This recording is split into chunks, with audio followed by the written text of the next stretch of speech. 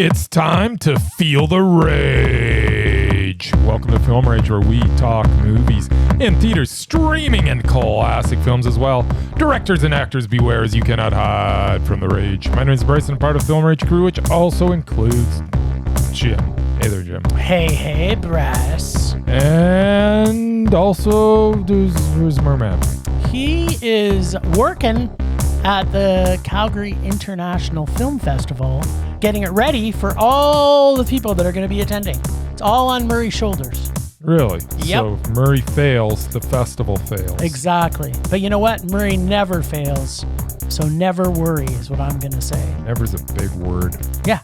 Well, when you're Murray, that's just what happens. So with the introductions out of the way, let's rage on. Well, thanks to all who've been supporting us. If you love our independent podcast, please like, subscribe, share, and give us a 5-star rating on your listening platform, or support us and join the Film Rage community by joining our membership at buymeacoffee.com/filmrageyyc. If you cannot commit to a membership, you can still buy us a movie rental and dare us to see a terrible film. And we'll watch it. We played it anywhere in the world. Now, let's get to the raging.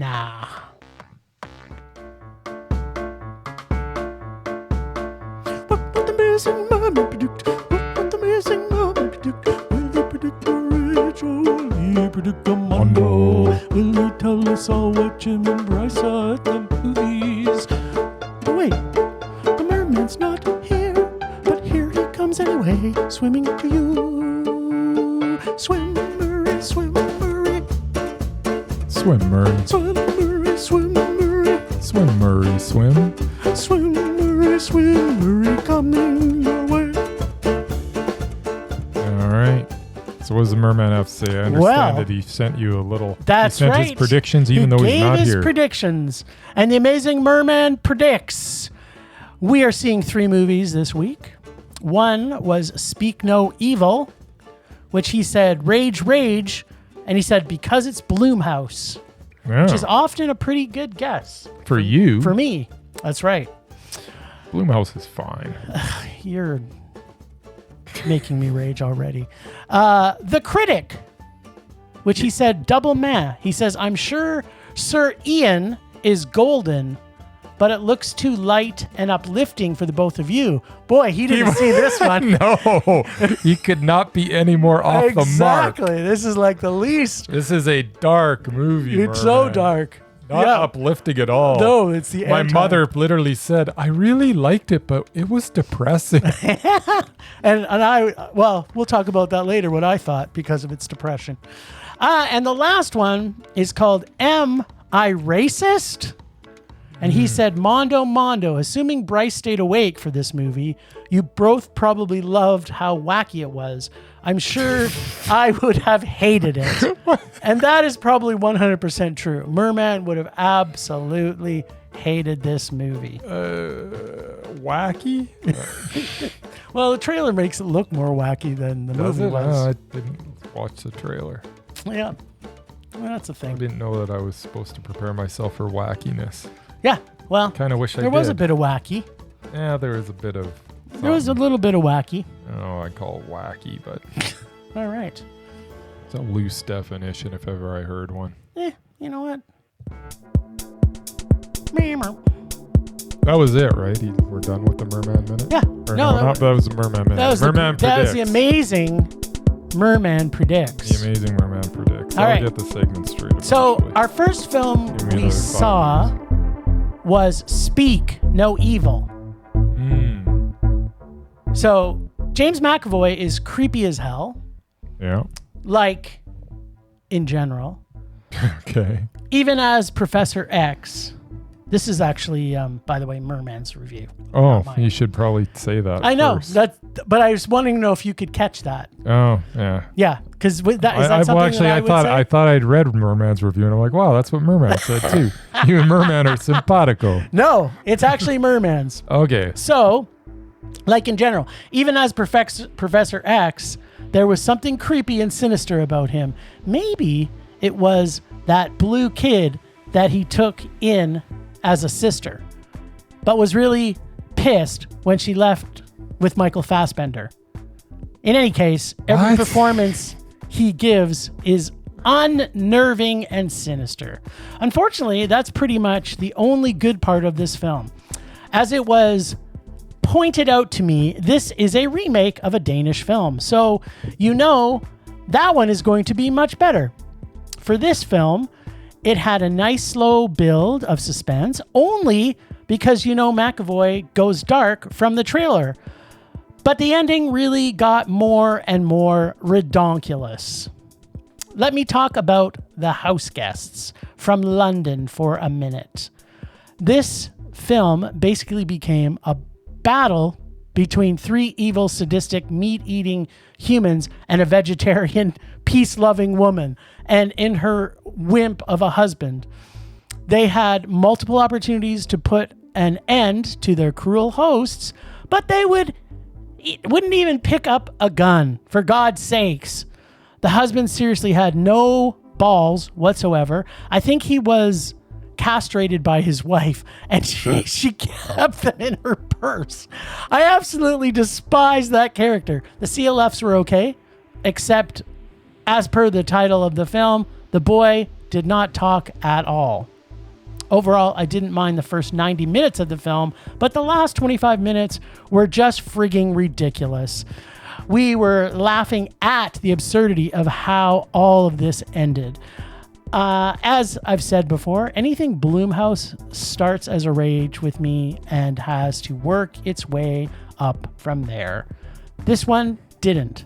Sorry, Mr. McAvoy. It's a hard rage from the Mur. Do you want to add some salt and pepper on that?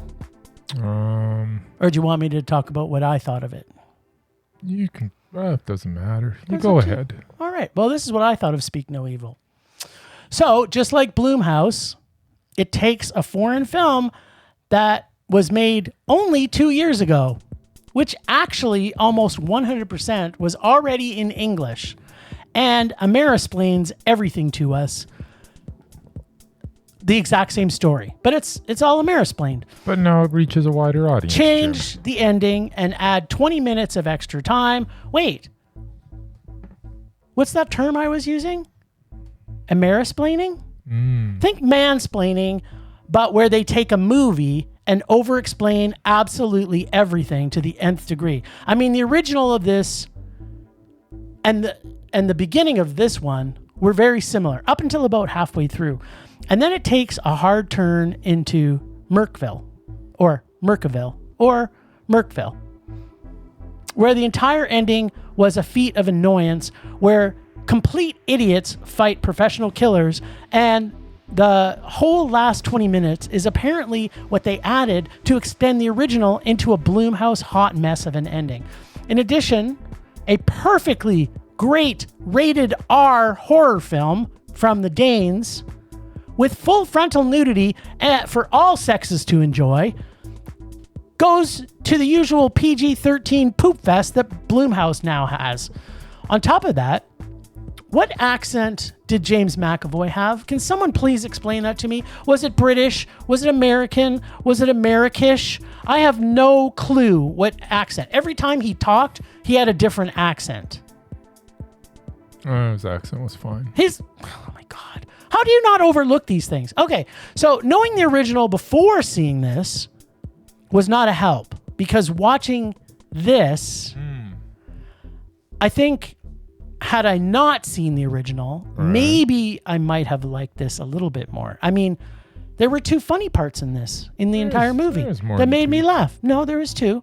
Unlike the original, but because I know this did not need to be made and the ending was horrible, still makes it a rage. And I've got Blumhouse, just stop already. And I got unpacking, but I got lots of unpacking, but I want to hear what you thought of this hot mess of a Blumhouse poop fest. It was all right. Are you freaking kidding me right now? I'm not. I didn't know. I've got no reference to compare it to. I didn't see the original. But on the basis of performance, it was fine. On the basis of story, it was fine. Was it? On the basis of the humor that was infused into it. The two pieces of humor? There was more than two. No, there was It was fine. It was, I laughed a few times. I thought McAvoy did a fine job.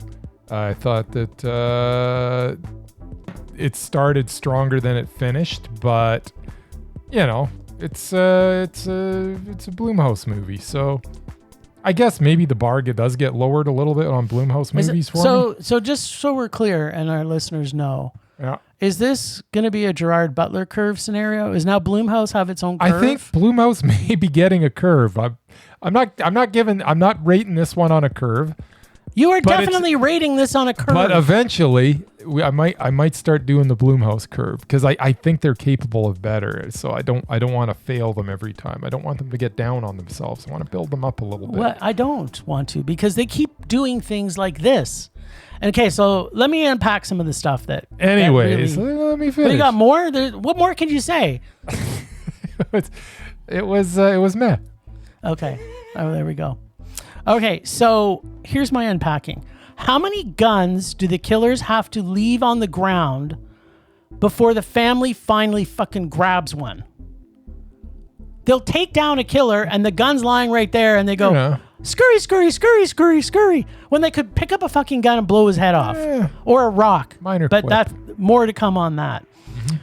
Why did they change the ending from the original? Now, you don't know what the ending is to the original, and I'm not going to tell you, so I won't spoil it. I didn't understand why you have such a problem with this ending. I guess that I now need to watch the original, because apparently the original ending is so unbelievably good that compared to this ending, 100%. That this ending seems terrible. I was like, the ending was fine. The ending was not fine. I'm not even finished telling you why it was so bad. Okay, go ahead. But I can tell you they changed the ending, which made the original movie. I'm not saying the original movie was a mondo, okay?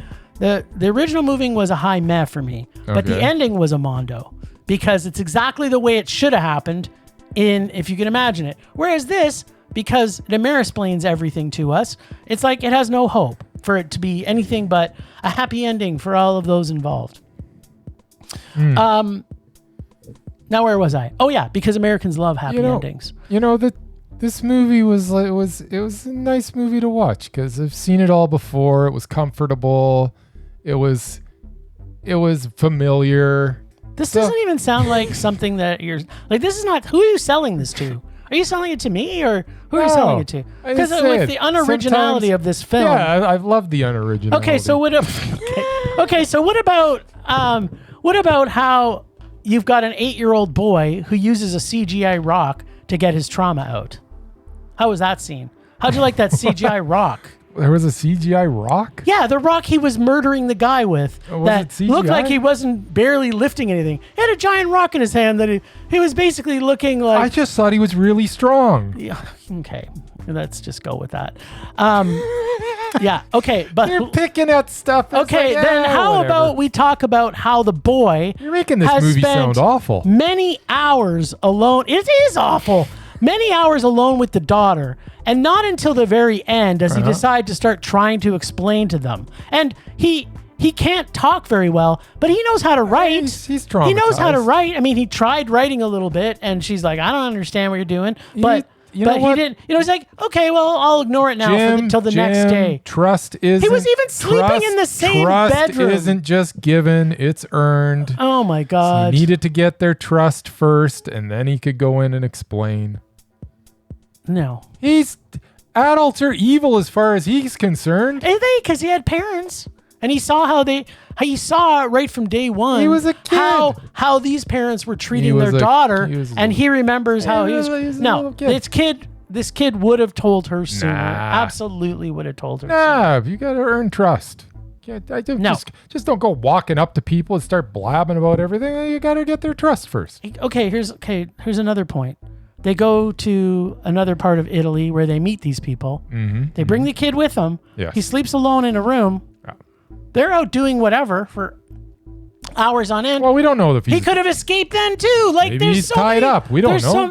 He wasn't. They showed these things. How many holes when are did they in show this? Them? They showed them putting him down and her down. They were together, and then they go out. They were together. There's your explanation. Okay, there. You know what? It's just this. Okay. It wasn't a great movie, but it wasn't that bad. It was okay. I'm tired. Yeah. What else you got? Let's unpack some more stuff.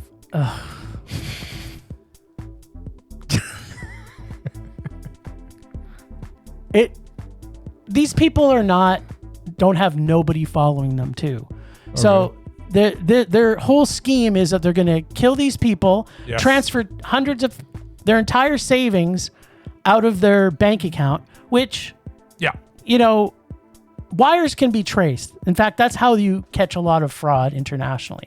So they basically take all their money and then they're going to kill them and they're going to disappear. And then they're not going to go back and, but apparently and someone's they going don't to find disappear out why. because they've been hanging out at the same place like forever because they've got all the watches set up and it looks like I'm talking about the people they planned on killing after they took their money. So, okay, if you and Kim got murdered, let's just say by me, and then afterwards we find out that your entire bank account was cleared out and it was deposited to my bank account, and then you're both dead or missing. Do you think that's not going to be a red flag to Interpol? I think it might be suspicious. Yeah, this movie is suspicious. Every single thing they did in it, Amerisplained it to everybody to a point that it was nauseating. The original has clever things that they do. Okay. In a contrast to that scene, there is no money that takes place in the Danish film. The money didn't make sense to me. Yeah, that's just I thought one of many I thought they were things. in it just purely for the the kill and which is what happens in the original. And the whole deal, like that makes sense. That's, once the money came in, it's like, oh, what's that about? That's the original movie. But because it's good. It was meh. I didn't see the original, so I don't know. I didn't hate it. I just couldn't understand James McAvoy the whole movie. I didn't know what country he was from or what accent he had, and it lost me from like second scene with him in it. Yeah, he's in different countries. Sometimes you adopt the accent a little bit. So. Well, then why wasn't he speaking Italian? Because he wasn't speaking Italian. Oh, maybe he was. Sometimes I couldn't tell. There you go. All right. Well. See it at your own risk. If you see the original and you watch this, you will absolutely hate this film because of it mirror-splaining everything to us. All right. I don't know. Maybe. We saw The Critic. Oh, The Critic, right. Which is a happy, soft film, in Murray's opinion. Yes, it was so light and airy. And frothy. Yes. All right, so The Critic, dressed up in the trailer as a biopic about famed gay theater critic Jim Erskine, real life events. It was inspired by the critic James Agate. This takes a very dark turn as the story progresses. Here's a fantastic example of a trailer that has absolutely awesomeness and gives nothing away. Ian McKellen gives the performance of his lifetime.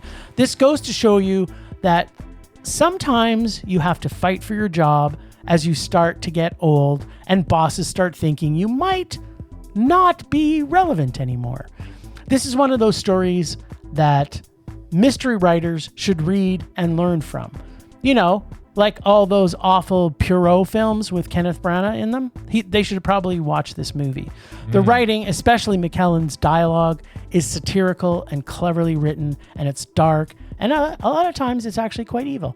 This thriller, which takes us to places and maybe shows us the difference between how people from the 1930s react to guilt, which may be a little differently than how we see it, often portrayed today.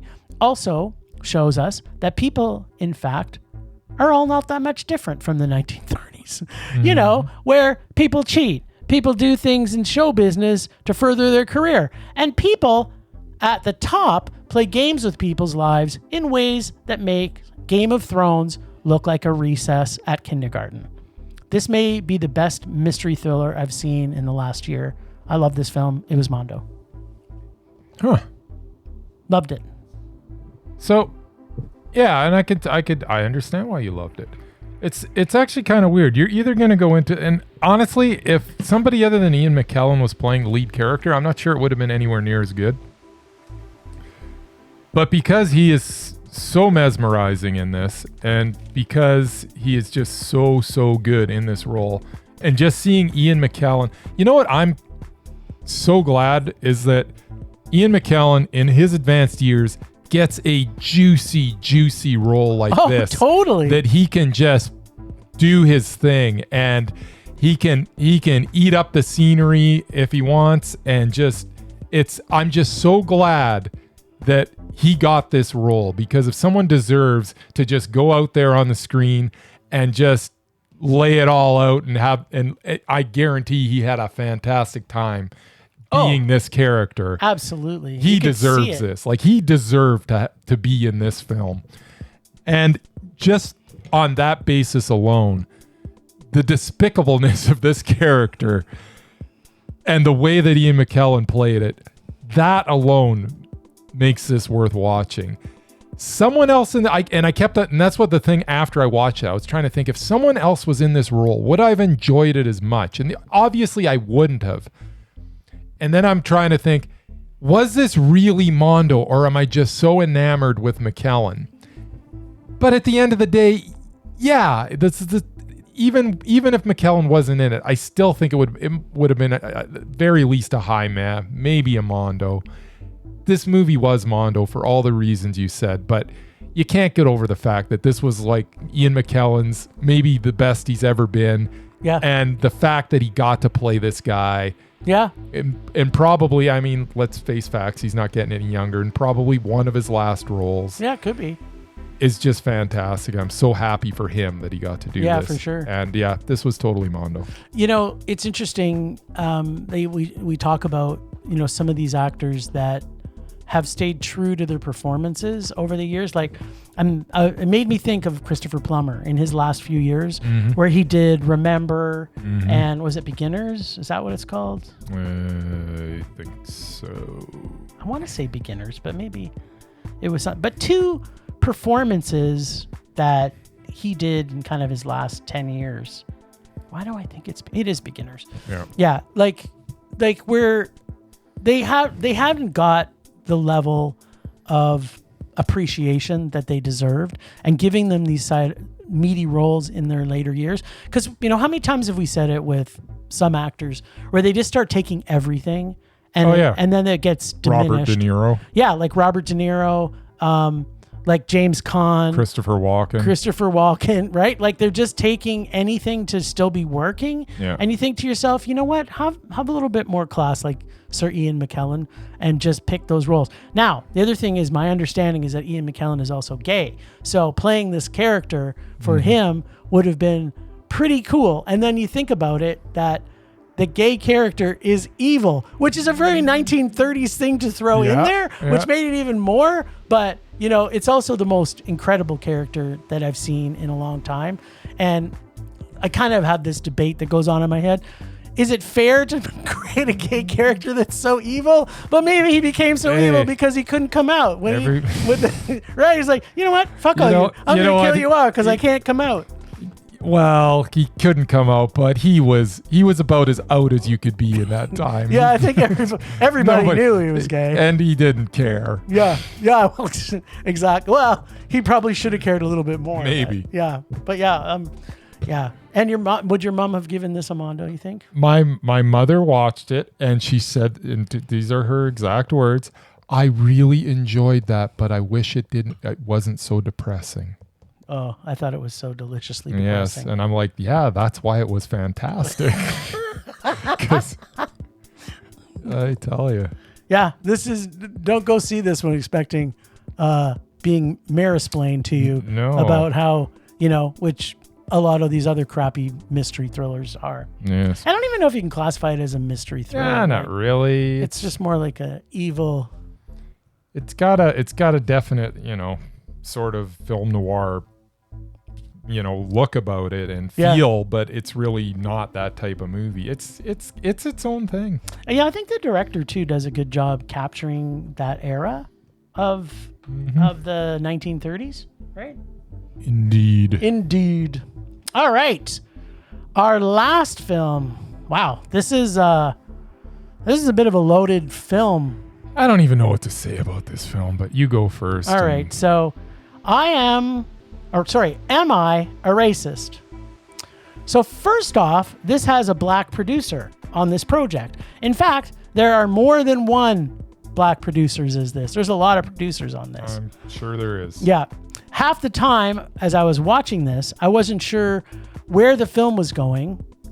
Other than Matt Walsh putting himself in difficult situations that cause most of the audience to feel uncomfortable.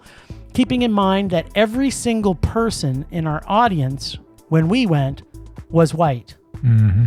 Some of the situations were staged and some of the situations seemed unnatural. And there is a lot of funny and nothing really gets resolved by the end. But I think what I learned is there is now an entire economy in the US that is built on making white people feel guilty, and everyone is in on it making money on it. That's what I got from this. That's the message he was trying to portray. I think so, but I mean, there's so many misfires on this. There are times in this that'll make you uncomfortable. There's times you will laugh your ass off, at least it did for me. And there are times you will wonder what the fuck is actually happening and why certain things happened in this movie. It does not have a clear message or a story arc, but it is. I think people might want to see this. I didn't really hate it, but it's not a great movie. It's not a great movie. I question its intentions. Were there entertaining bits? Absolutely. The fact that everything's so muddled is not good. The fact that it's produced by the Daily Wire, ultra conservative. Yeah, I've got more to say about that. That's. The question is, though, is it a rage? I think I laughed enough. Here's the thing. I laughed enough that I'm glad I saw it, and it is not a rage. It is a meh. However, Disclaimer. I honestly don't want to recommend this to anybody. Yeah. If you think the way I do, and you can take everything with a grain of salt, and you can take the entertaining bits for entertainment, then sure. See it. But yeah. I don't know everybody in the world personally, and there's things in this that might point you towards thinking a certain way that I don't think is a good thing. Yeah. So I don't know what to say about it. I'm gonna say it's a low meh. Okay. I want to say it's a rage, but for me personally, it was a low meh.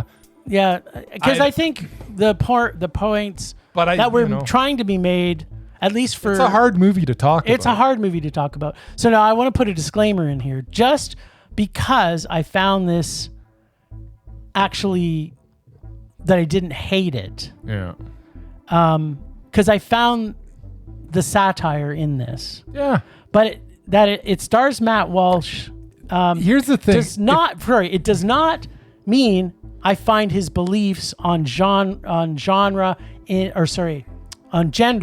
in any way correct. What is a Woman? Okay, I started to watch What is a Woman, the film he was in before this. It is a whole other film, and just like that, this also has the whole, and I'm going to say Michael Moore documentary bias model in a very heavy way. There is a lot... Only on the other side of the spectrum. Yeah, exactly. Michael Moore's alt-left and this guy's alt-right. And there is not a lot of both sides of the story in this. There are not a ton of people interviewed, and what we see is an agenda they wanted us to see and feel. Yeah. Which for the most part is confusing and not clear. So I just wanted to put that out there. And it was, and the way that the interviews were conducted and the way they were edited made everybody look so stupid. Yeah. And that made me uncomfortable and it wouldn't have had there been the other side shown as well. But he's pushing through one side of an agenda, and that's why that movie makes me uncomfortable. Yeah. Because it's not equal at all. No, it's not about. I mean, we've seen so many great balanced films that do get to see the actual facts of the situation. This is a lot of grandstanding, a lot of and it just, I don't know.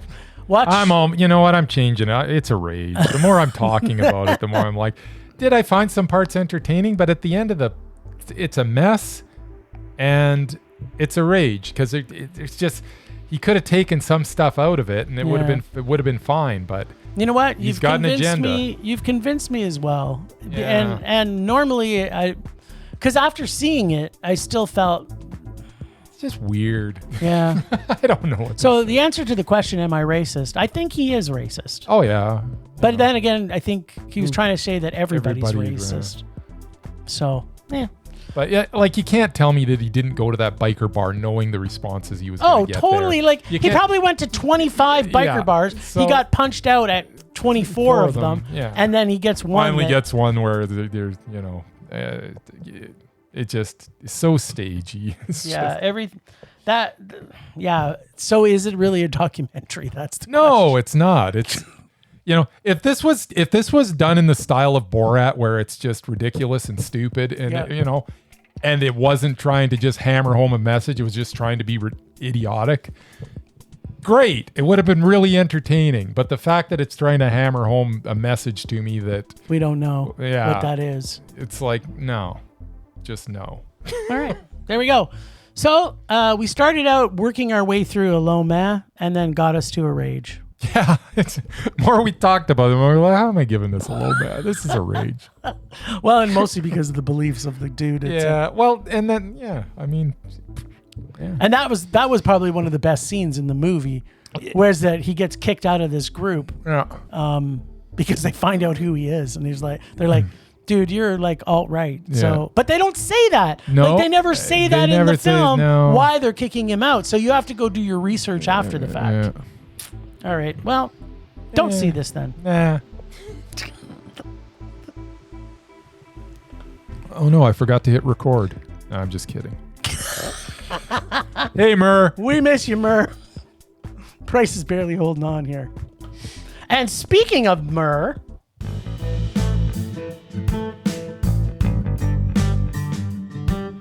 all right. Well, the Merman not only gave us his predictions, he gave us his review, he also gave us the Murman Minute, which I'm going to try and keep it right to... Oh, we finally agreed on something. Rage! Rage! Better late than never, Better right? late than never. All right, so this is the Murman Minute, and track me, see if I can get it into a minute. Okay, so Speak No Evil was horrible. This was James McAvoy's fault. This wasn't James McAvoy's fault. He is usually the best thing about the film he is in. So I have to give a little love to the lad from Scotland. And this is the Merman's top 7 James McAvoy films where he actually is the best thing in it. X-Men, Days of Future Past, and X-Men First Class. The Last King of Scotland, Atomic Blonde, Split, The Chronicles of Narnia, The Lion, the Witch, and the Wardrobe. What? Filth? Is it Filth or Filth? I guess he's in Filth, a movie called Filth. And the last is Glass. Yeah, he's in Filth. This was obviously an inferior third film in the series of Shyamalan, but this wasn't McAvoy's fault. Okay. Bad writing is bad writing. Yeah, but he was still creepy. Yeah, it's fine. So he loves the McAvoy. All right. How's that? Did I get it in a minute? Yeah, a minute and like 1 second. Oh, so close. Kind of yammered on, but I'm slightly interrupted you, so we'll give it to you. All right. The Merman Minute coming at you live. Coming at you live. Temperature rising. Vision blurring. Rage taking over.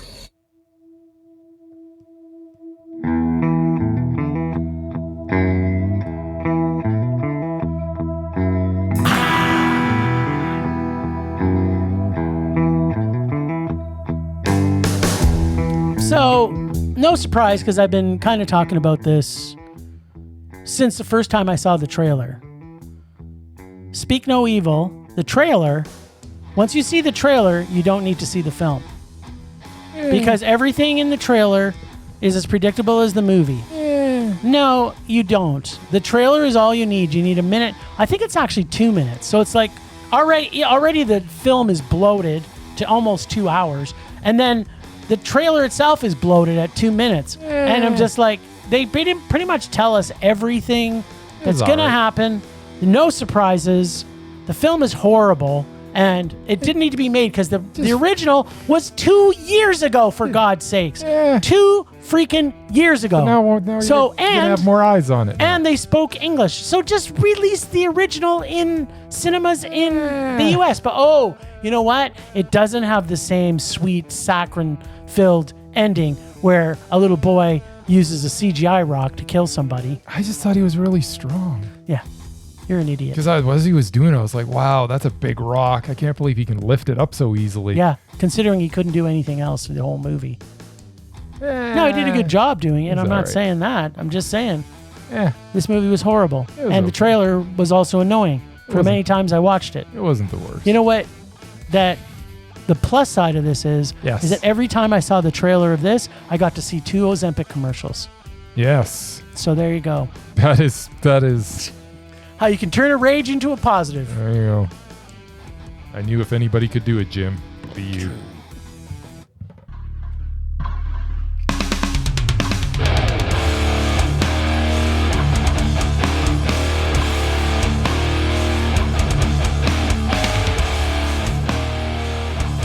Hey, let's get on with it.